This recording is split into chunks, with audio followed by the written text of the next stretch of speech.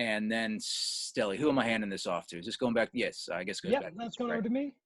Thanks, Colin. I do feel like that was a great covering of the water systems, the wetland processing, and a lot of the resource utilization that we'll be doing directly on Mars. My pleasure. Thank you.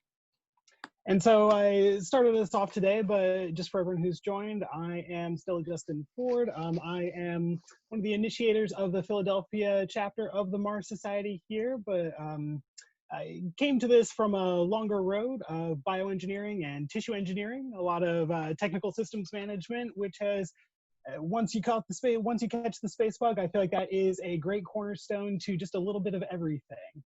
And that's kind of what I'm going to be talking about today. So we've already covered the more broad philosophy to some of our manufacturing and technical systems that we'll be using to help meet the baseline material demands of citizens of our new Martian city-state. But I'm going to go through a bit more about the interpersonal and civil systems that will help us fully function as a society on Mars. Okay. And so we'll go with this screen here, and sorry, give me just a moment here to find our presentation mode.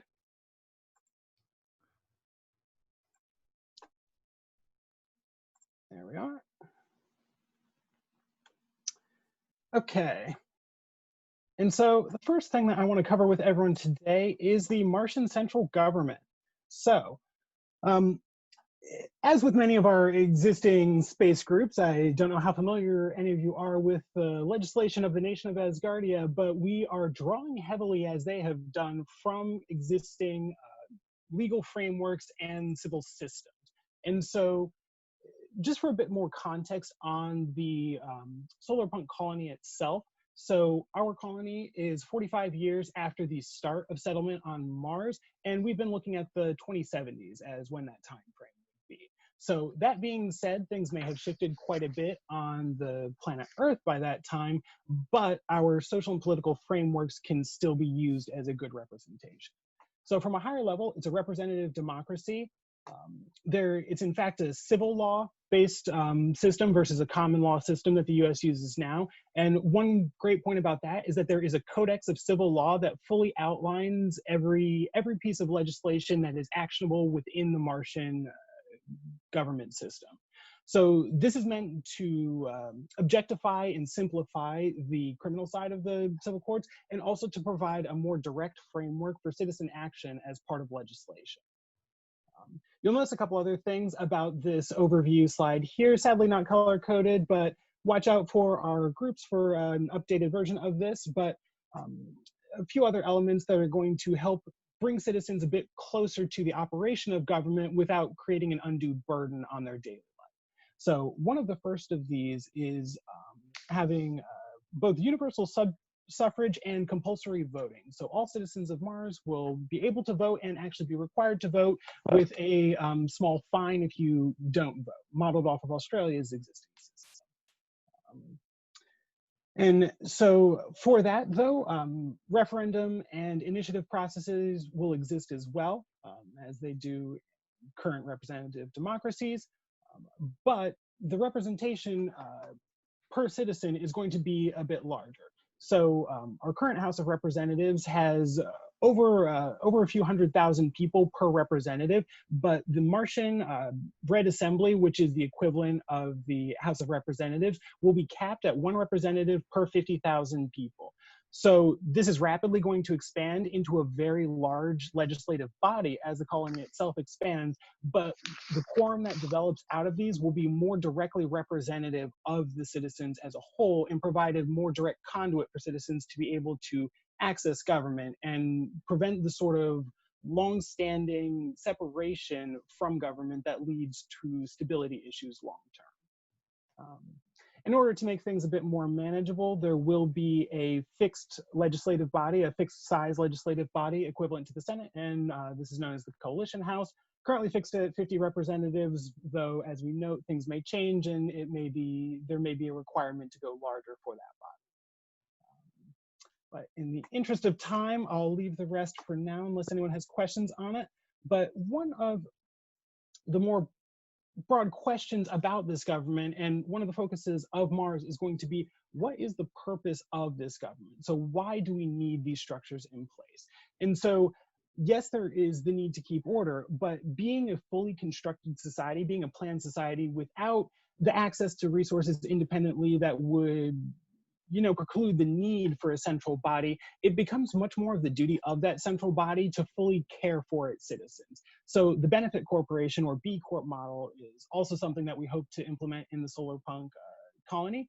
So this actually coincides with solar punk ideology more generally. So for anyone who's unfamiliar with the movement, it espouses a more harmonious operation with natural systems and within the existing systems themselves.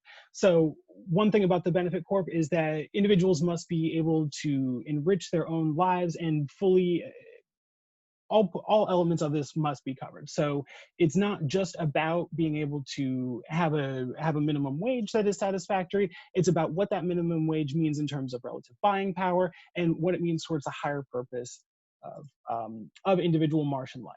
So I'm going to skip this slide on population dynamics.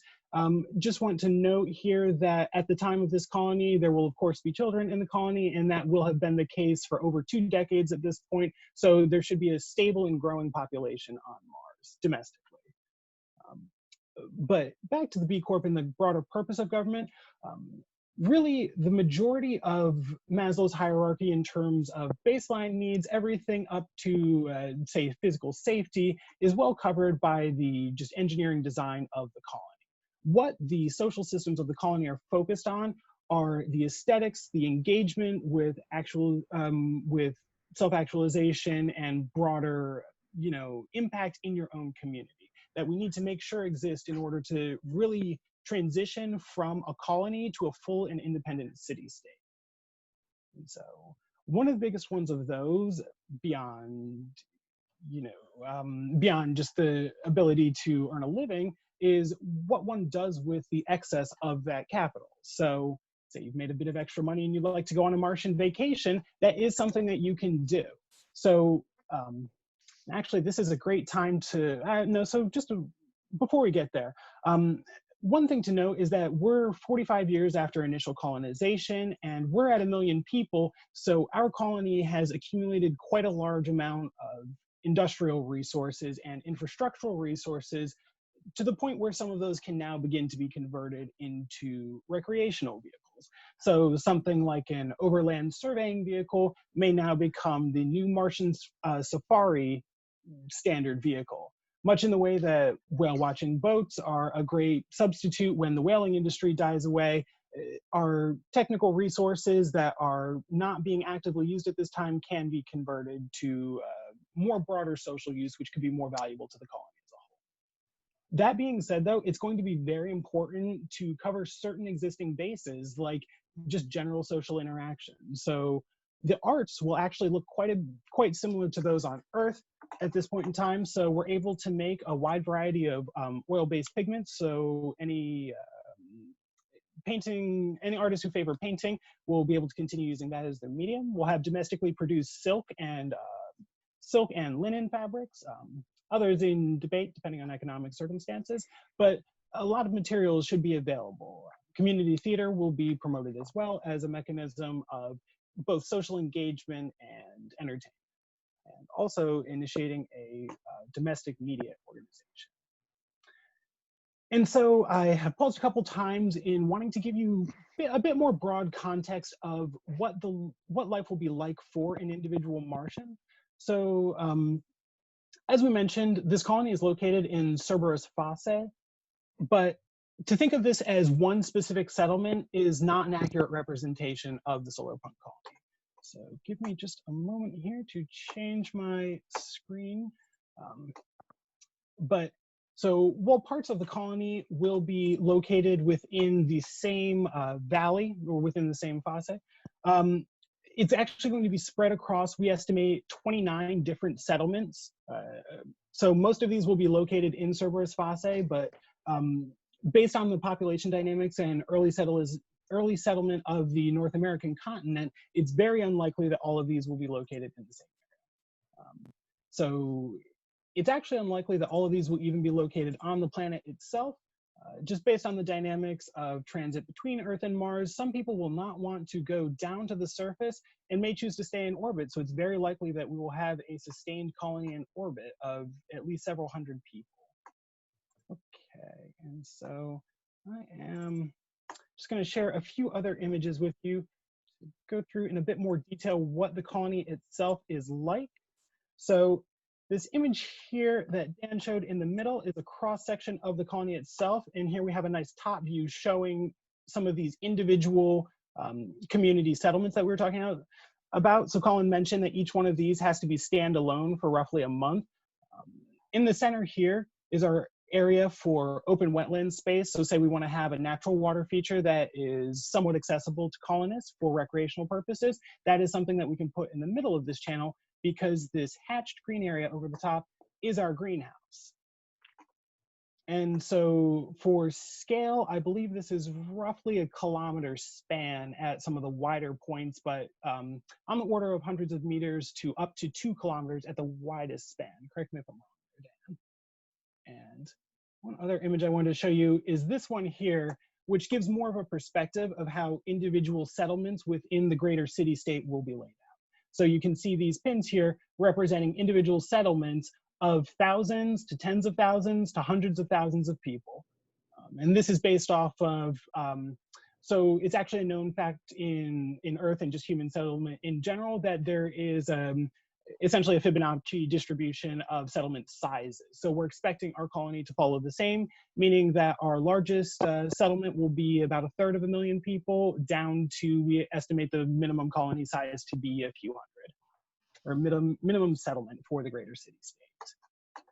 And running a little long on time here, but that brings me nicely into my last point that I wanted to cover, which is just a brief, and here's a nice rendering of an example space colony that might be supported by our solar punk settlement. But the bigger question is, how are we financially supporting all of these individuals who will be living on Mars? And so, long story short, with a brand new civilization, with a brand new landmass equivalent to the continental surface area of the planet Earth, there is a lot of opportunity for growth. There are a lot of extant industries on Earth that we know will need to be replicated on Mars, and the cost-benefit analysis is quite simple since you're dealing with import-export dynamics and a known lag in terms of time that's going to take to import a lot of those goods, really establishing a very high barrier to entry price. So we're able to leverage the VC and lending model a lot further than we would normally be able to do on Earth. Brian Hanley's papers are where I'm going to direct you on this for those who have attended Mars Society conferences. He's a regular and you may be familiar with his work, but suffice it to say, in the solar punk colony, we have gone more conservative than the 33x capital expansion that he has proposed. But the idea of using a smaller seed amount of capital backed by default insurance notes and using the known potential of the virgin landscape, we're able to get a much higher leverage ratio on the order of 20x initial capital investment. And what are we going to do with all that capital? We are going to recreate society. Every aspect of daily life, every piece of material, every piece of technology that you interact with needs to be fabricated on the surface of Mars or imported at a cost of $500 per kilogram. So that heavily weights things in terms of domestic production, but as with the solar punk ethos, the items that get developed first will be those most in line with things that we need to be doing anyway. So biomedical research, having a high amount of new IP generated and a very low weight per kilogram for a lot of its products will be a key market for us. But again, a lot of our survey equipment and industrial power capacity is something that could be benefit to subsequent colonies. And one note I'll leave you on is that our anticipated GDP per capita is around $375,000 per year. So definitely in the higher end of today's scales, but something that is achievable by today's metrics, covers the immigration costs using a Starship model of transport, and is a working model for any economic, or a working data point for economic models to be built off. All right.